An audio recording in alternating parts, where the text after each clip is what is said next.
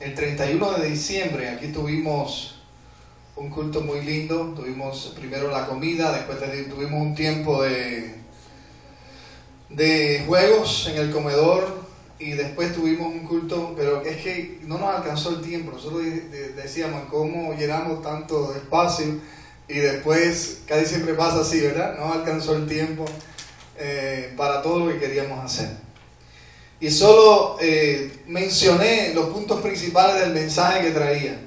Y algunos hermanos me dijeron, predica el mensaje después completo, porque está muy bueno. Y me he animado a predicarlo. Amén. Quizás no completo, porque también hoy no tenemos mucho tiempo, pero sí hablar un poquito más de estos puntos principales de este mensaje, que creo que es muy importante.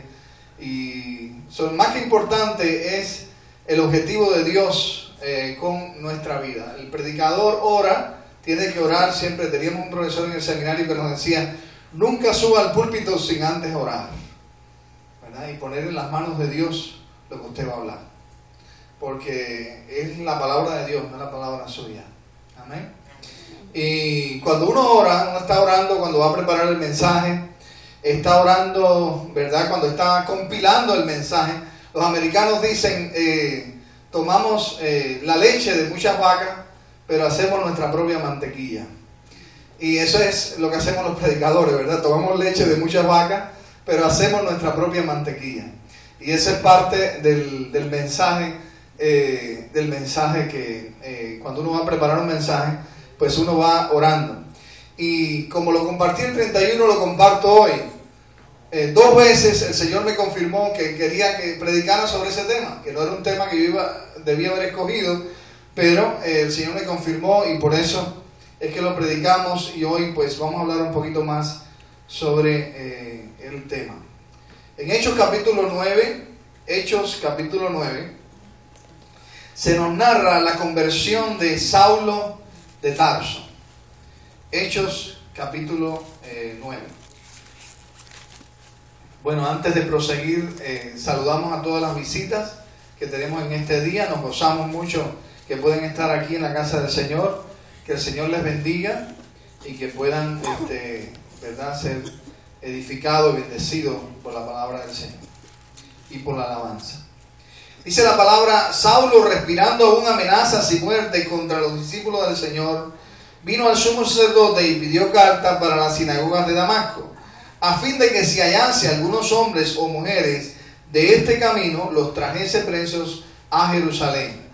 Mas yendo por el camino, aconteció que al llegar cerca de Damasco, repentinamente le rodeó un resplandor de luz del cielo, y cayendo en tierra oyó una voz que decía, Saulo, Saulo, ¿por qué me persigues?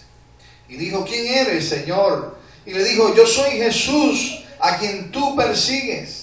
Dura cosa te es dar cosas contra el aguijón. Él, temblando y temeroso, dijo, Señor, ¿qué quieres que yo haga? Y el Señor le dijo, levántate y entra en la ciudad y se te dirá lo que debes hacer. Y los hombres que iban con Saulo se pararon atónitos, oyendo a la verdad la voz, mas sin ver a nadie.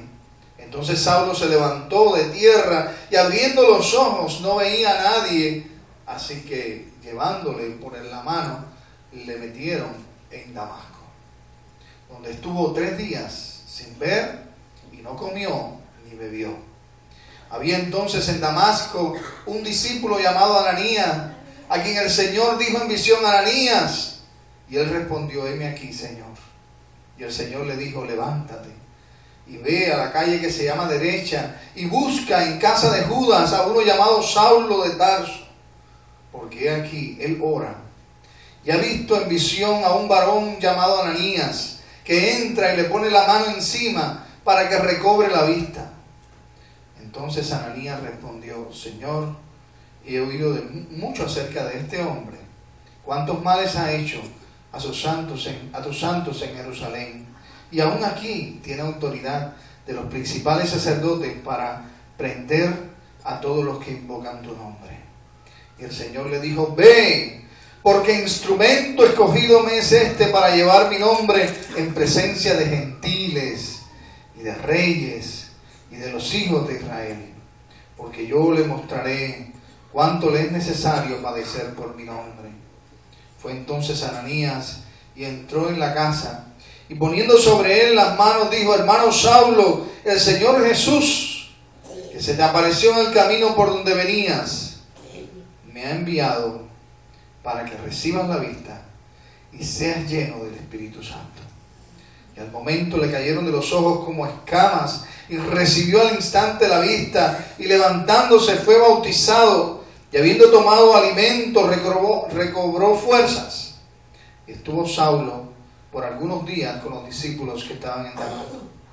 Enseguida predicaba a Cristo en la sinagoga, diciendo que este era el Hijo de Dios. Y todos los que los oían estaban atónitos y decían: ¿no es este el que asolaba Jerusalén y los que invocaban este nombre? ¿A eso vino acá, para llevarnos presos ante los principales sacerdotes? Pero Saulo mucho más se esforzaba y confundía a los judíos que moraban en Damasco, demostrando que Jesús era el Cristo. Pasados muchos días, los judíos resolvieron en consejo matarle, pero sus amenazas llegaron a conocimiento de Pablo, y ellos guardaban las puertas de día y de noche para matarle.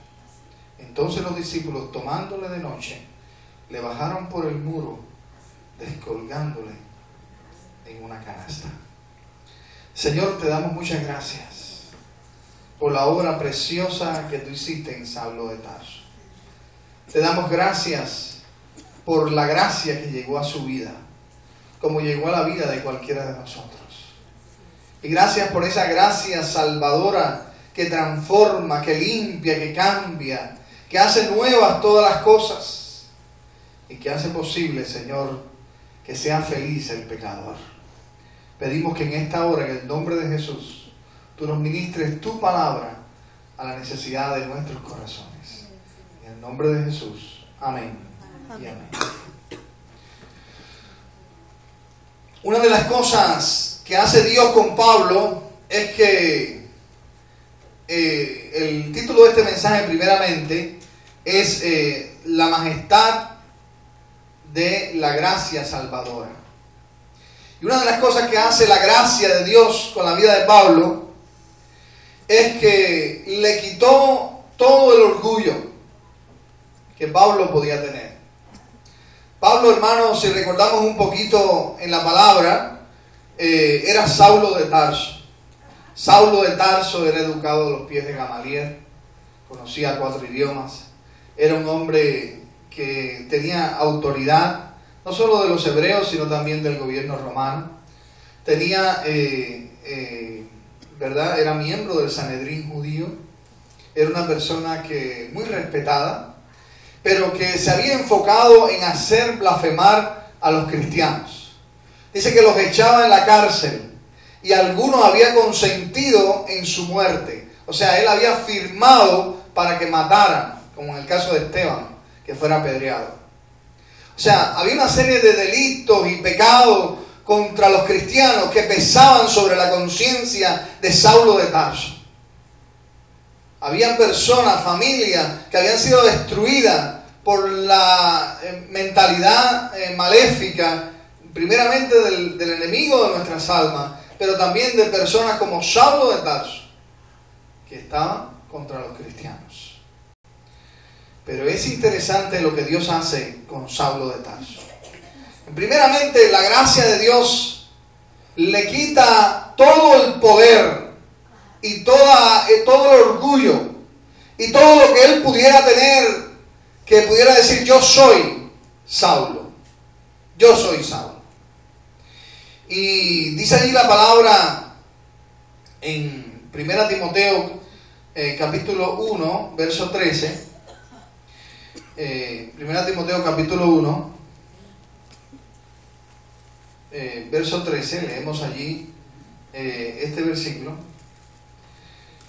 que Saulo pues es parte del plan de Dios humillar a este hombre y hacerle sentir la necesidad de Dios. Dice 1 Timoteo, capítulo 1, verso 13. Dice al mismo: habiendo yo sido antes blasfemo, perseguidor e injuriador, mas fui recibido a misericordia, porque lo hice por ignorancia en incredulidad. Habiendo sido ¿qué? Blasfemo, perseguidor e injuriador. Blasfemo, perseguidor e injuriador. Ahí está cómo la gracia de Dios encontró a esta persona. Yo no sé cómo la gracia de Dios lo encontró a usted, pero a mí me encontró en pecado. Me encontró lejos de Dios, como cualquier otro joven, ¿verdad? Que no sabía qué iba a hacer con su vida, que en momentos se sentía deprimido, o me sentía deprimido, que en momentos no sabía una explicación al por qué estaba aquí en la tierra y para qué había nacido. En medio de toda la confusión o la lucha en que cualquier persona puede estar, vino la gracia de Dios a mi vida. Amén. Amén. Igual me imagino que haya llegado la gracia de Dios a su vida en cualquier confusión, en cualquier pecado, en cualquier lucha que usted estuviera. Pablo dice que fue perseguidor, fue injuriador, fue un hombre que hizo blasfemar y fue también blasfemo, ¿verdad?, de las cosas de Dios. Es decir, que Dios comienza a trazar un plan con la vida de Pablo muy interesante, ¿verdad? Es muy interesante el plan que Dios se propone con Pablo. Y es muy interesante, mis hermanos, porque si usted se da cuenta, la vida de Pablo no dependía mucho de Jerusalén. El cristianismo nace en Jerusalén, ¿sí o no? Jesús, los discípulos. Amén. Pero Pablo no tenía mucho que ver con Jerusalén. Pablo, después que se convirtió, fue a Jerusalén y los cristianos no lo aceptaron, lo rechazaron. Le tenían miedo, pero por eso, que su crecimiento no tuvo nada que ver con la iglesia de Jerusalén, con la iglesia de Pablo, de Pedro, con la iglesia de los apóstoles, sino que tomó un tiempo para que después fuera aceptado Pablo entre ellos. Pero ¿qué pasa? Su ministerio y su crecimiento fue fuera de Jerusalén. Después fue aceptado por los apóstoles. Pero al principio, acuérdense que él estuvo predicando en Antioquía, estuvo sirviendo a Dios en otros lugares, y después fue el apóstol a los gentiles, porque era parte del programa de Dios. Pedro para los judíos, Pablo para los gentiles. Amén. Y para que Dios pudiera usarlo entre los gentiles, entre los no judíos, pues tenía que ser una persona que su formación, que su desarrollo y que los acontecimientos que iban a formar parte de su vida cristiana fueran fuera de Jerusalén, porque era parte del programa de Dios. Es decir, que es muy interesante que a los cristianos se les llama cristiano por primera vez, ¿dónde? ¿En Jerusalén? En Antioquía. ¿Por qué? Porque Pablo estaba predicando en Antioquía, ¿verdad? Es decir, que aún los analistas de lo que es la fe cristiana y los historiadores cristianos saben que Pablo es una ficha clave, importante, para que el evangelio llegara a ser lo que fue después. Tenemos 15 libros de la Biblia escritos por Pablo.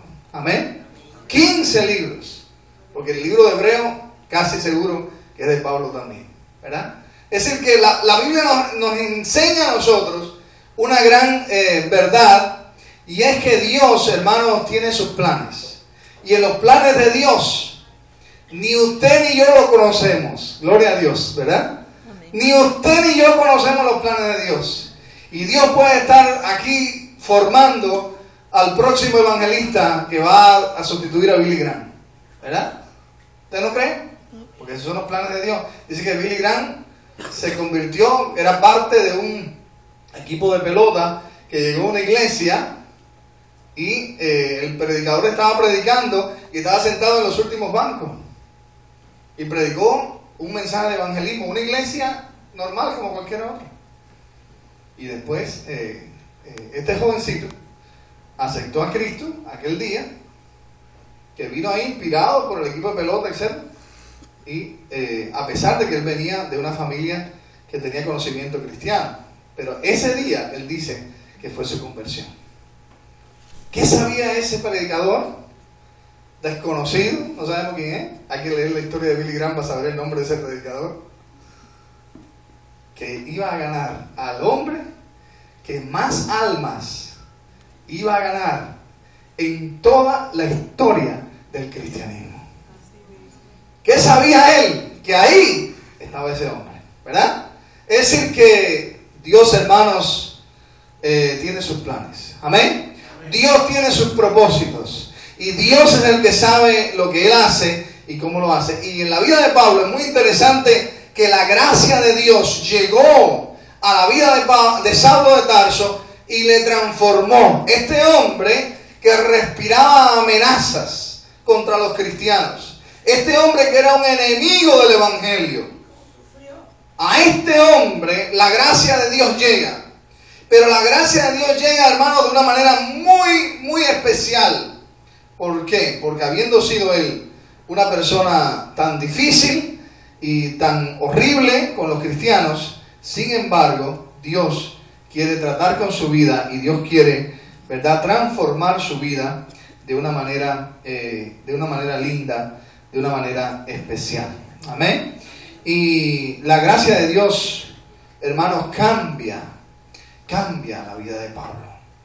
¿De qué forma la cambia? Bueno, de la forma que solo Dios podía hacer. Se le presenta en el camino a Damasco. ¿Qué le dice el Señor a Pablo? A Saulo de Tarso. ¿Por qué me persigues? ¿Por qué me persigues? ¿Por qué me persigues? ¿Por qué me persigues? O sea, ¿qué te motiva a hacerle daño a mis hijos? ¿Qué te motiva a perseguirme, Saulo? ¿Tú te has dado cuenta de lo que tú estás haciendo? Es un momento ahí de reflexión. Interesante que los que iban con él no veían a nadie, solamente oían las voces. Porque el mensaje y la revelación era para él, no era para los otros. ¿Amén? Amén. Hay cosas que Dios las va a decir en tu casa para ti, no es para el otro. Amén. A veces no es ni para tu cónyuge, a veces no es para tus hijos, es para ti. Amén. Oían la voz, pero no sabían nada de lo que estaba pasando. Porque era Dios hablándole a él. Era para él la revelación. Saulo, ¿por qué me persigues? Dura cosa te es dar coces contra el aguijón. Dura cosa te es dar golpes contra el aguijón. Dura cosa es luchar una batalla que ya está perdida antes de comenzarla. Cuando usted lucha contra Dios, ya está perdiendo la batalla antes de comenzarla. Amén. Dura cosa te es dar coces contra el aguijón, Pablo. En otras palabras, en buen cubano diría, tú estás loco, ¿verdad? Tú estás loco, Pablo. ¿Cómo tú vas a luchar contra mí, Pablo? Yo soy Dios. Yo soy creador del cielo y de la tierra. Dura cosa de dar coces contra el aguijón. Y allí, ¿verdad? La gracia de Dios cambia esta vida. Dice la Biblia que lo tomaron de la mano. Un hombre que había sido, siempre estado dando órdenes. Estado diciéndole a este, quédate aquí, al otro quédate allá. Muévete para allá. Haz esto, haz aquello. Dice que le tomaron de la mano porque iba como ciego, dependiente. ¿Usted no ve la gracia de Dios ahí? Dios nos humilla y nos hace dependientes de otras personas. Amén. ¿Tú crees que tú eres importante? No, tú estás equivocado. Tú tienes que depender de otras personas. ¿Tú crees que por lo que tú ganes Tú puedes vivir muy bien y no te importa nada. No, tú tienes que depender de otras personas. Tú tienes que ser una persona dependiente de otros, porque tú tienes que depender de mí, de la gracia mía. Y para que tú aprender a depender de la gracia de Dios, Dios te va a enseñar a ser dependiente. Y dice que le tomaron de la mano y le entraron en la ciudad de Damasco.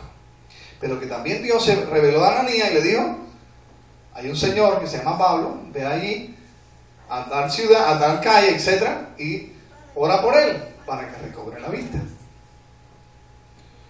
Ananías pone un poquito de presión y le dice: Señor, ¿tú estás seguro? Acuérdate que se ha oído cosas horribles de este hombre. Ve. Ananías va, ora por Pablo, dice que llevaba 3 días sin comer ni beber. Algunos dicen que estaba en ayuno. No estaba en ayuno. Él no sabía ni lo que era el ayuno. Lo que estaba era deprimido. Estaba en un shock nervioso por aquella luz que había visto, aquella revelación que había recibido. Y estaba allí, hecho un guiñapo humano, dependiendo de que viniera un hermanito sencillo, que probablemente ni se paraba en los púlpitos, ni nadie lo conocía, a que orara por él y le pusiera la mano encima para que recobrara la vista. Amén. Dios trabaja así. Y cuando llegó aquel hermanito, oró por él, Dios lo sanó y recobró la vista. Amén. Saulo de Tarso, Pablo, ya en este caso, ¿verdad? La Biblia nos enseña a nosotros, hermanos, que la gracia de Dios cambia, transforma a la gente. Usted no puede decir que es cristiano si no tiene fruto de una vida nueva y transformada. Amén. Hoy se predica, dice que ya los pastores no son, haciendo eco de lo que tú habías dicho, ¿no? Los pastores ya no son pastores, son ganaderos ahora, ¿verdad? Entonces, como ya no son ovejas sino vacas, lo que viene a la iglesia, las vacas no hay que alimentarlas, ni buscarle el buen pasto, ni nada de eso. Las vacas viven, si usted va a Honduras, usted se da cuenta de lo que son las vacas. Las vacas viven sueltas en los lugares. Algunos lugares no tienen ni potrero, son montañas. Y las vacas suben por las montañas para comer el pasto verde de más arriba, ¿verdad? Pasa igual en Nicaragua, en otros países. Están sueltas. ¿Por qué? Porque ellas se crían así. Y ellas no necesitan al pastor que esté atrás de ellas ni nada de eso. Ellas se crían así y paren y dan leche y todo. ¿Por qué? Porque están en su hábitat, ¿verdad? Es el que la oveja no es así. La oveja hay que cuidarla. Amén. La oveja hay que guardarla por la noche, por el frío. Sí. La oveja es un poco naif, ¿verdad? ¿Cómo se dice naif? Ingenua. La oveja es ingenua. La oveja hay que guiarla, hay que orientarla, hay que ayudarla, ¿verdad? Porque si no, viene el lobo y se las come. Y si no, Dios nos mandó a ser pastores de ovejas. Amén. Amén. Y eso esa es la figura que Dios usó. Y Dios no se equivoca cuando hace algo, ¿verdad? Y dice que eran 100 ovejas que había, ¿dónde? En el rebaño. Eran 100, dice el Señor, ¿verdad? Una figura muy interesante. Amén. Es decir que cuando Dios, hermanos, cambia la vida, Dios hace que las personas sean personas transformadas. Y para buscar 100 personas transformadas cuesta trabajo. Ahora usted puede tener un dancing live y congregar ahí a 2,000 y 3,000 personas. Y que haya toda la noche y todos los días un gran show. Pero para tener personas transformadas dentro del rebaño del Señor es muy difícil. ¿Usted sabe lo que pasa? Que hay que predicar este mensaje del antes y el después. Lo que era Saulo de Tarso y lo que es el apóstol Pablo. Amén. Lo que era yo antes y lo que soy ahora. Lo que era mi vida en el pecado y lo que es los frutos de una vida nueva, cambiada y transformada en Cristo Jesús. Amén. Si usted es un hijo de Dios, usted tiene que tener frutos de un hijo de Dios. Tiene que tener frutos de una vida nueva, de una vida transformada. Tiene que tener frutos, tiene que tener una familia, tiene que tener una bendición, ¿verdad? Yo no soy muy legalista con el asunto de la ropa. La mayoría de los jóvenes ya se fueron, qué lástima. Yo no soy muy legalista con el asunto de la ropa, pero también creo que la ropa es el primer mensaje que usted da. Amén. ¿Verdad? Porque como me viene a mí una muchacha con unos chores por aquí, por las verijas, como decimos nosotros, ¿verdad? A predicarme de Cristo. Amén. Usted lo primero que le dice, mira, lo primero que tiene que glorificar a Dios con la ropa que traes puesta. Así es, aleluya. Cuando tú glorifiques a Dios con la ropa que traes puesta, entonces hablan después de Dios. Así es. ¿Verdad? Entonces, yo no creo que la ropa es lo más importante. La ropa es un fruto de lo que pasó adentro. Amén. En el corazón. Amén. Y primero tiene que haber un corazón transformado para que después haya una persona que se sepa vestir glorificando a Dios en su forma de vestir. Pero usted tiene que saber también cómo glorificar a Dios en su forma de vestir, y eso es bíblico. Así que la mujer se vista con decoro. Amén. Amén. Y vestirse con decoro quiere decir vestirse con decencia. Así Amén. Con decencia. Y igual, ¿verdad?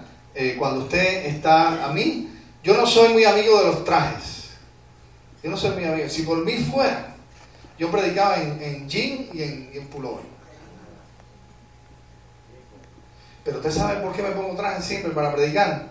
Porque estoy representando la palabra Amén. del Rey de Reyes y Señor de Señores. Sí, aleluya. Del Creador del cielo y de la tierra. Amén. Porque no hay otro jefe mayor que ese en el cielo ni en la tierra. Y cuando usted va a un banco en esta ciudad, se encuentra el muchacho, por muy eso que sea, con su camisita de manga larga, o si es el manager con un traje, bien vestido, porque está representando a esa compañía. Así es.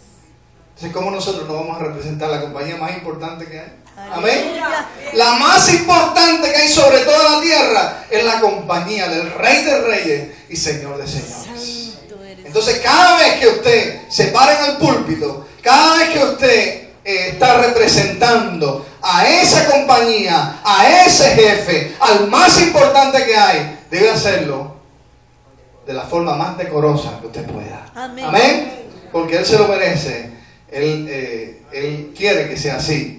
Y cuando nosotros, ¿verdad?, hablamos de una vida cambiada, de una vida transformada, estamos hablando de un apóstol Pablo que era una persona muy selectiva, era una persona que se creía más importante que todo el mundo, era una persona que se creía que él era el eje alrededor del cual giraba todo lo que era la religión en Jerusalén y en aquella parte del mundo. Sin embargo, Dios le muestra que las cosas son diferentes. Dios le muestra que él tenía que ser una persona que tenía que trabajar con otros, que tenía que depender de los demás. Vemos a Pablo trabajando con Juan Marco, vemos a Pablo, ¿verdad?, trabajando con otros líderes y con el mismo Pedro. Primero tuvieron sus diferencias, pero después supieron trabajar. Vemos a un hombre humillado, vemos a un hombre que supo perdonar, vemos a un hombre que Dios le dio una gracia muy especial, ¿verdad?, para tratar con todo tipo de personas. Fue fuerte contra el pecado. Toma, ¿verdad?, dice a ese y quitarlo de en medio de vosotros, le dijo a los corintios. Dice, a fin de que su cuerpo se pierda y su alma sea salva en el día del Señor. O sea, fue fuerte contra el pecado. Amén. En la iglesia. Tuvo muchas veces que pararse firme, fuerte contra el pecado. Pero al mismo tiempo tuvo una gracia y tuvo, ¿verdad?, un amor muy especial para tratar con muchas vidas. Es decir, que la gracia de Dios cambió totalmente a Saulo de Tarso en un hombre manso y humilde como el apóstol Pablo. Dios lo transformó Y Dios, en tercer lugar, para terminar este mensaje, Dios completó la vida de Pablo. Colosenses 2:10 dice que en Él estamos, ¿qué? Completos. Dios completó la vida de Pablo. Yo en Cristo estoy completo. Yo no necesito más nada. Más nada necesito. Yo no necesito ir a otro Dios. No necesito leer libros de ningún otro profeta. Ni alimentarme de ningún otro pasto. ¿Verdad? ¿Por qué? Porque en Cristo yo estoy completo. Colosenses 2:10. En Él estamos completos. Aleluya. Y Él nos mostró a todo el diablo y sus principados vencidos, dice la palabra. Y si en Él estamos completos, entonces no tenemos que buscar más nada. De modo que cuando yo busco en la Biblia y me doy cuenta de que en Él yo estoy completo, pues entonces lo que tengo es que glorificar a Dios. Amén. Tengo que glorificar a Dios. Ser religioso y hacer cosas religiosas es un engaño que muchas veces las personas se piensan que con eso están completos. Usted no está completo con nada de eso. Usted está completo en Cristo Jesús. Amén. Usted tiene que estar completo en esa verdad. Alabar a Dios por esa verdad. Glorificar a Dios, estudiar, profundizar en esa verdad. En Él yo estoy completo. Yo soy nueva criatura en Cristo Jesús. 2 Corintios 2:17. En Él yo estoy completo. Y porque estoy completo, el enemigo no puede destruirme. Porque estoy completo, puedo glorificarle a Él y puedo mantener un testimonio cristiano donde quiera que esté. Porque estoy completo en Cristo, puedo mantener una familia y puedo glorificar a Dios con mi familia, con mi hogar, con mi iglesia. Amén. ¿Por qué? Porque en Cristo Jesús yo estoy completo. La gracia de Dios vino, la gracia de Dios humilló a este ser humano, la gracia de Dios cambió su vida y la gracia de Dios completó la vida de Pablo hasta el punto de que mi hermano, todo lo que salía por su boca, por su pluma, era bendición. Cuando le escribió a los filipenses, después que le habían mandado, dice: a ustedes han abundado en sobremanera, le dice, en gracia sobre gracia. Los filipenses siempre se habían acordado de él mandándole ofrenda. Estaba preso en la cárcel, nadie se acordaba de él, que había sido el fundador de toda aquella iglesia. Pero los filipenses siempre estuvieron mandándole ofrenda y siempre estuvieron al tanto de Pablo. Y le escribe el libro a los filipenses solamente para darle gracia a aquella iglesia que nunca se había olvidado de él. Así es. Y en medio de en un calabozo, ¿verdad? O en una prisión que medía, dice, 4 metros por 4 metros. Mohoso. En esas torres de Roma, olvidado por el resto de la humanidad, le llegaba la ofrenda y la ayuda de la iglesia de los filipenses. Y Pablo escribe aquella carta y dice como 12 o 13 veces la palabra gozo. Menciona la palabra gozo. Y le dice: gracias por haber participado conmigo en mis prisiones. Dios, hermanos, quería formar el siervo de Dios que Dios formó. Según la historia, Pablo murió aserrado, le cortaron la cabeza. Y en el lugar histórico donde Pablo murió hay 3 fuentes de aguas. Se dice que la cabeza de Pablo dio 3 veces en el suelo. Y hay 3 fuentes de aguas ahí en ese lugar. Dios es el Dios que su gracia llega a una vida, su gracia transforma esa vida y su gracia hace que esa vida esté completa para la honra y la gloria de Dios. Llegó a Roma preso. Sin embargo, el último versículo del libro de los Hechos, si usted lo lee, dice que Pablo estaba en una casa alquilada predicando abiertamente el Evangelio de Jesucristo. Y fundó aquella iglesia de Roma, que fue una de las iglesias más fuertes y una de las iglesias más conocedoras de la palabra. De hecho, el libro de los Romanos es la escritura más profunda que tenemos en todo el Nuevo Testamento.